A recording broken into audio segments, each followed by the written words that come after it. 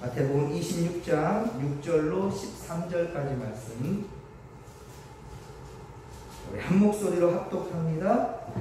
예수께서 베다니 나병 환자 시몬의 집에 계실 때 한 여자가 매우 귀한 향유 한 옥합을 가지고 나와서 식사하시는 예수의 머리에 부으니 제 아들이 보고 분개하여 이르되 무슨 의도로 이것을 허비하느냐, 이것을 비싼 값에 팔아 가난한 자들에게 줄 수 있었겠도다 하거늘 예수께서 아시고 그들에게 이르시되 너희가 어찌하여 이 여자를 괴롭게 하느냐, 그가 내게 좋은 일을 하였느니라. 가난한 자들은 항상 너희와 함께 있거니와 나는 항상 함께 있지 아니하니라. 이 여자가 내 몸에 이 향유를 부은 것은 내 장례를 위하여 함이니라. 내가 진실로 너에게 이르노니 온 천하에 어디서든지 이 복음이 전파되는 곳에서는 이 여자가 행한 일도 말하여 그를 기억하리라 하시니라. 아멘. 할렐루야. 오늘은 벌써 어느덧 3월의 마지막 날입니다. 내일은 4월 월삭입니다. 여러분들 매 순간순간마다 그냥 세월의 흐름에 내맡기지 마시고 여러분들 세월을 믿음 안에 주도할 수 있고요, 주님의 계획대로 순종하며 살아가는 믿음의 것들이 되기를 주님 간절히 축원합니다. 여러분 부활절의 날짜는요 해마다 조금씩 변동은 좀 있지만 질서는 변하지 않습니다.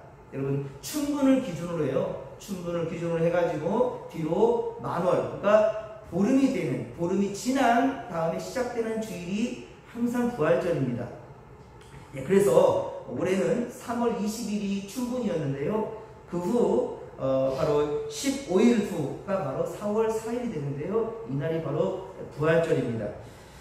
내일이면 세족 목요일이고요. 모레는 이제 예수님께서 고난 받으시고 돌아가신 성금요일입니다. 한 주간 절제를 통하여 십자가를 경험하는 바로 여러분들, 오늘 특별히 이 절제의 수준을 넘어서 자신이 가진 가장 귀한 것을 드리는 한 여인의 모습을 통하여서 주님 우리에게 도전이 되며 믿음의 본이 되기를 간절히 소망합니다. 오늘 마태복음 26장 그리고 마가복음 14장, 요한복음 12장은 같은 내용이고요. 그러니까 마태, 마가, 누가, 요한에 전부 이 향유컵을 깨트리는 여인의 이야기는 동일하게 나오는데요. 상황은 다릅니다. 마태, 마가, 요한의 이야기는 동일한 이야기고요. 누가복음 7장은 다른 이야기입니다. 오늘 본문을 비롯한 마가복음과 요한복음, 마가복음, 요한복음, 마태복음, 이 세 복음서는 베다니 시몬의 집에서 있었던 이야기고요. 그리고 누가복음 7장의 이야기는 바리새인이 예수님을 초청하는데 예수님을 시험하려고 초청하는 그런 자리였습니다. 그런데 향유컵을 깨트리는 이야기, 그래서 사복음서를 통틀어서 우리가 향유컵을 깨트리는 그 여인의 이야기를 볼 때 두 번의 이야기가 있었던 것으로 우리가 정리할 수 있겠습니다. 예수님은 베다니 나병 환자 시몬의 집에서 식사를 하시는데 이것은 6월절 엿새 전이었습니다. 그런데 오늘 마태복음 26장 2절에 보면, 앞서 2절에 보면 이틀이 지나면 6월절이라, 이틀이 지나면 6월절이라 마태복음 26장 2절에는 그렇게 기록되고 있거든요. 그런데 마태복음 26장 6에서 16절 오늘 본문의 이야기는 며칠 전의 일을 회상하는 이야기예요. 그러니까 시간적으로 며칠 전을, 그러니까 며칠 전의 일을 회상한 그런 이야기입니다. 그렇기 때문에 마태복음 26장 1에서 5절보다도 앞선 이야기가 오늘 본문 이야기예요. 오늘 본문은 예수님께서 베다니의 나병 환자 시몬의 집에서 계실 때의 일인데요. 이 시몬은 나병 환자였지만, 나병 환자, 지금 나병 환자라는 말이 아니에요, 여러분들. 오해 없길 바랍니다. 나병 환자이었던 시몬이에요. 그러니까 지금은 나병 환자가 아니라는 말이죠. 그 전에 바로 나병을 앓았다가 고침을 받은 그런 자예요. 유대 율법상 그렇습니다. 나병 환자는 일반인들과 함께 구할 수 없고 함께 식사할 수 없었기 때문에 이때 철저하게 유대주의적인 질서가 지켜지는 상황이었기 때문에 바로 이 나병 환자 베다니에 있는 나병 환자 집이라 했지만 사실은 이 시몬은 아직 지금은 나병이 걸린 것은 아니었다는 것이죠. 이때 한 여자가 찾아오게 됩니다. 그리고 매우 귀한 향유 한 옥합을 가지고 나와서 식사하시는 예수님의 머리에 그렇게 부었습니다. 이 일은 요한복음 12장에서 동일한 이야기인데요. 요한복음 12장 1절에 기록된 대로 예수님께서 엿새 전 6월절 엿새 전에 베다니에 오셨을 때에 있었던 일이고요. 그리고 예수님께서 향유를 부었던 그 여인은 나사로의 바로 누이 마리아였다는 것을 알 수 있게 됩니다. 사람들은 값비싼 옷이나 신발, 고급 화장품이나 장신구로 자기 몸을 그렇게 단장합니다. 그리고 결혼을 앞둔 젊은이들은 버는 대로 쓰지 않고 아끼고 아껴서 이렇게 저축을 해서요. 그래서 결혼을 준비하게 되지요. 오늘 여인도 결혼을 위해서 아마도 값비싼 향유를 그렇게 준비해 두었을 것입니다. 그런데 이것을 깨뜨려 예수의 머리에 부어드린 거예요. 그러니까 지금은 현찰을 이렇게 해서 은행에다 맡길 수도 있다지만 이 시대 때는요, 값비싼 향유를 이렇게 모아요. 그것과 역시 돈의 가치가 있는 거예요. 우리가 여러분들 돈도 모으지만 금으로도 모으지 않습니까? 그러면 세월이 흘러도 그 가치가 떨어지지 않은 것처럼. 그래서 그렇게 모아놨던 것을 깨뜨려서 예수의 머리에 부은 거예요. 그것을 가지고 다시 현찰로 바뀌어가지고 자기 결혼을 준비하고 그렇게 진행해야 될 텐데 그 지참금을 한순간에 깨뜨려버린 거예요. 예수님과 함께한 제자들 모두 다 삶이 궁핍한 그런 인생을 살아온 사람들이었습니다. 예수님은 제자들을 부를 때 다 그렇게 생활이 어려운 자들이었어요. 그런데 쉽게 쥐어보지도 못하는 그 많은 물질을 한순간에 깨뜨려버려가지고 예수의 머리에 붙는 그 모습을 보았을 때 이들은 미친 짓이라고 생각한 거죠. 참, 그래서 이 제자들은 8절에 보면 어떻습니까? 제자들은 분개했습니다. 즉 화를 내었던 것입니다. 마가복음 14장과 요한복음 12장, 마가복음 14장과 요한복음 12장에 보면 이 향유에 대한 가치가 기록되어져 있는데요. 바로 300데나리온의 가치를 가지고 있다라고 얘기합니다. 300데나리온. 이 데나리온은 지금 여자도 아니에요. 남성의 하루 품삯인데요. 노동자의 품삯이 바로 한 데나리온입니다. 그런데 300데나리온이 했기 때문에 쉬는 날을 감안한다 하더라도 거의 1년이 넘도록 그쵸? 1년에 한 푼도 쓰지 않고 모아야만 모을 수 있는 것이 300데나리온의 가치란 말입니다. 노동자의 하루 품삯을 한 10만원만 계산한다 하더라도 3천만원의 가치, 지금으로 따져도 돼요. 이게 상당히 귀한 가치를 가지고 있단 말이죠. 그렇게 분귀한 우리 제자들 중에 또한 가룟 유다가 대표적인 인물이었습니다. 요한복음 12장 4에서 6절에 본다 한다면 바로 가룟 유다가 분개했던 이 가룟 유다에 대해서 기록하고 있습니다. 제자 중 하나로서 예수를 잡아줄 가룟 유다가 말하되 이 향을 어찌하여 300데나리온에 팔아 가난한 자들에게 주지 아니하였느냐 하니, 이렇게 말하면 가난한 자들을 생각함이 아니요 그는 도둑이라 돈꾀를 맞고 거기 넣는 것을 훔쳐감이니라 라고 그리 말씀하고 있습니다. 그렇습니다. 제자들과 가룟 유다는 가난한 이웃을 구제하는 일을 들먹이면서 선한 일에 대해서 말하지만 실상은 그 물질에 대해서 아깝다라는 생각을 드는 거죠. 아까움과 탐심에 대한 위선적인 그런 말과 행동을 하고 있는 것입니다.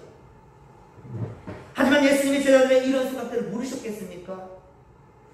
그러니 얼마나 더 섭섭하고 3년 동안이나 이들과 함께 했지만 이들에게서는 뭐 하나 제대로 받아본 적이 없지만 그 여인은 자기의 정말 귀한 그 결혼을 위해서 준비해놨을 것 같은 그러한 옥합을 깨뜨려서 자기 드려지는 것. 그런데 제자들은 오히려 분기하고 있다는 것에 얼마나 섭섭했겠습니까? 때로 우리가 헌금할 때에도 참으로 가난하고 힘든 어려운 가운데 있는 그 여인이 헌금을 드리니까 다른 것을 그것을 드리지 못하는 좀 더 부한 사람이 볼 때 저 미쳤나봐. 아니 저렇게 헌금하면은 뭐 예수님 이쁘게 줄까? 라고 비아냥거리듯이 정말 그 분에게는 최선을 다하여서 둘했던 여인. 여러분들, 이 금액의 가치가 중요한 게 아닙니다. 그 여인의 가치였죠. 둘했던 여인은 어떻습니까? 자기 생활의 전부를 들였다고 했습니다. 가장 가난한 중에 자기 생활의 전부를 들였고, 부자들은 많은 것 중에 떼어서 들였는데 그 현금의 가치는 몇백, 몇십 배가, 몇천 배가 드러날 수도 있겠지요. 하지만 주님은 그 여인의 마음의 중심을 보셨던 거죠. 예, 그렇습니다. 예수님은 단 한 번도 자신의 몸을 돌봐본 적이 없었습니다. 찾아오는 무리들을 한 번도 내쳐본 적이 없었어요. 네, 방주제 시간까지 다 받아주면서 그렇게 병자를 고치고 복음을 전했어요. 얼마나 피곤했으면 그 밖에서 비바람이 몰아치는 가운데서 배에서 공물의 제일 앞에서 잠들었는데, 예, 제자들은 난리 났죠. 아이고, 지금 배가 뒤집어지고 난리가 난파될 그런 상황인데 어떻게 예수님은 저렇게 잠만 자고 있을까?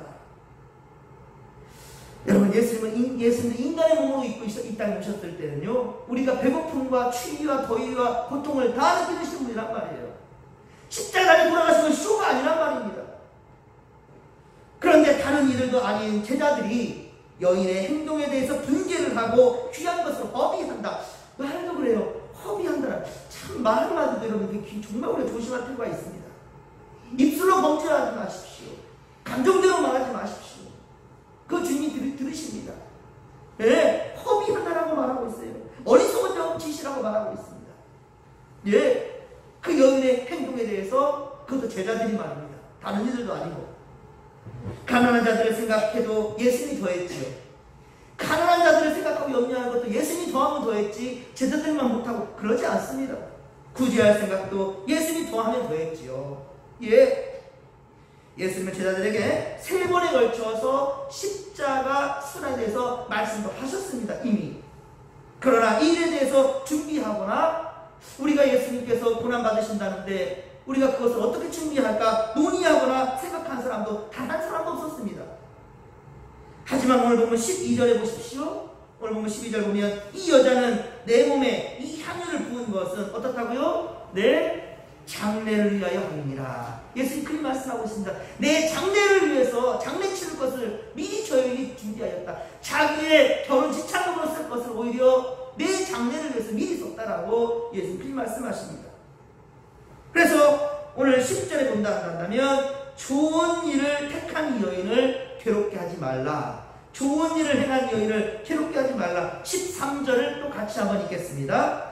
내가 진실로 너에게 이르노니 온 천하에 어디서든지 이 복음이 전파되는 곳에서는 이 여자가 행한 일도 말하여 그를 기억하리라 하시니라. 아멘. 예, 이 향유값 이 여인은 많은 이들에게 기억될 것이다. 대대로 기억될 것이라는 거예요.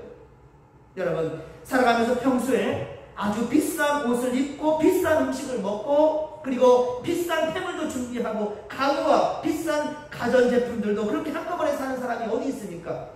한꺼번에 그냥 돈을 푹푹 물 쓰듯이 막 쓰는 그런 사람이 어디 있겠습니까? 하지만 여러분들 인생 가운데 한 번은 그렇게 쓰는 적이 있습니다. 언제 쓰지요? 결혼할 때. 그렇죠. 한 가정을 또 이루는 첫 발을 뗄 때 그때는 정말 한꺼번에 돈을 물 수 있을 때가 있어요. 결혼한 이들에게는 물론 부담은 되겠지만 그리고 가정 형평상 정도의 차이는 물론 있습니다. 하지만 그래서 때로는 뭐 간소하게 준비한다 할지라도 그래도 그 인생 가운데 가장 많은 물질을 쓰는 순간이 결혼하는 순간이죠. 어쩌면 또 집도 얻어야 된다고 할 때 그렇잖아요. 그렇다고 결혼 자체의 모든 것을 아깝다고 생각하는 사람 있습니까? 그때 그 돈을 쓰면서 아깝다 그런 사람 없어요. 좀 절축하고 좀 전략해가지고 간소하게 결혼을 치르자라는 걸 할 수 있어도 그래서 평상시보다 많은 물질을 쓰는 게 이 결혼 예식. 그쵸? 가난한 이웃은 우리가 작심하고 돕는다 한다면 언제든지 가능할 수 있습니다. 안 하는 게 문제죠. 근데 예수님은 십자가 사건은 자주 여러 번 있는 일이 아니고요. 예수님께서 십자가에 달려 돌아가시는 순간 그 일은 자주 있는 것이 아니라는 거예요. 그런데 이 날이 곧 닥쳐오고 있다는 것이죠. 이에 여인은 마지막 예수님의 장례를 위해서 귀한 옥합을 깨뜨린 것입니다. 예수는 이 여인의 행위가 후대 시대에도 기억될 만한 일이라고 그렇게 말씀하고 그 일을 칭찬하셨어요. 그래서 우리는 성전을 건축하거나, 여러분 성전을 건축하거나, 그래서 건축 예물을 준비하거나, 혹은 뭐 장로나 권사나 뭐 여러 가지 임직을 맡을 때랄지 여러 가지 교회 행사가 이루어질 때는 어떻습니까? 교회에서 큰 잔치를 추진할 때에는요, 가장 소중한 것을 깨트리는 순간이 있어요. 깨트린다는 표현하거든요. 그러니까 세상 사람들이 뭔 말인지는 몰라요. 하지만 그의 바로 그 고쳐야 되는 것이 오늘 본문이에요. 옥합을 깨뜨렸다는 표현을 하는데 이것이 바로 이 여인의 향유옥합을 깨뜨린 그 행위에서 비롯된 말이거든요. 이스라엘 사람들은 야 뭐 내 귀한 것을 깨뜨렸다고, 깨뜨리긴 뭘 깨뜨려야? 통작 깨뜨렸다. 그 말도 다 맞습니다. 우리가 어떤 귀한 것들을 이렇게 준비하게 될 때 하는 그런 말들인데요. 맞습니다. 사랑하는 성도 여러분, 부재일도 귀하지만 하나님을 위해 쓰는 그런 돈, 예수 그리스도와 그의 복음을 위해 쓴 돈은 결코 헛된 일이 아니란 말입니다. 사실 우리는 예수님은 그 어떤 향유보다도 더 귀한 자기의 몸을 깨뜨리셨죠. 우리의 귀한 예물들을 깨뜨려 주 앞에 드린다 하지만, 그러나 예수님께서는요 바로 자신의 몸을 깨뜨려서 우리뿐만 아니라 인류를 구원해 주셨습니다. 보배로운 피를 다 쏟아주셨고 죽을 수밖에 없었던 우리 죄와 허물을 용서해 주셨다는 말입니다. 이제 우리가 주님을 위해 우리의 귀한 것을 깨뜨려 드려야 되지 않겠습니까? 주님을 위해, 예수 그리스도와 그의 복음을 위해서, 그리고 우리의 가진 시간과 돈과 재능을 그렇게 주 앞에 귀하게 드릴 수 있는 하나님의 영광의 나라 위에 세운되는 우리가 되기를 간절히 소망합니다. 물질만이 아닙니다. 중요한 것은 우리의 마음의 정성이 하나님께 향할 수 있기를, 주님께 향할 수 있는 우리가 되기를 주님 간절히 축원합니다. 주님께서 우리의 생명을 살리고자 당신의 몸을 깨뜨리셨듯이 우리도 주님께 받은 것을 주 앞에 드리는 것에 인색함 없이 오직 감사함으로 준비할 수 있기를 주님 간절히 축원합니다. 자, 오늘도 이 하루 오직 주 앞에 내가 드릴 것이 무엇인가, 내가 이 땅에 주님의 생명을 주신 이 은혜를 어떻게 갚을 수 있을까? 우리는 하나님의 은혜 없이 갚을 수가 없습니다. 하지만 그 마음을 품는 그 순간 주님께서 기뻐하실 것입니다. 오늘 통해 우리를 위해서 이루실 주님의 놀라운 역사를 기대하면서, 자, 이 시간도 주여서 참으며 기도하며 나갑니다. 주여, 주여, 주여. 살아계신 하나님 아버지, 고맙고 감사를 드립니다. 은혜 충만, 성령 충만, 말씀 충만으로 함께하여 주시옵소서. 우리는 늘 어리석어서 인간의 생각, 육신의 생각을 벗어나지는 못합니다. 아버지여, 항상 아깝다라는, 자신을 위해서 쓸 때는 아버지 아까운 줄을 모르지만, 항상 즐거움과 기쁨이 충만하지만 남을 위해서 쓸 때, 특별히 주님이 드릴 때는 어찌 인색할까요? 하나님, 정말 우리 죽을 수밖에 없었던 죄 가운데 죽을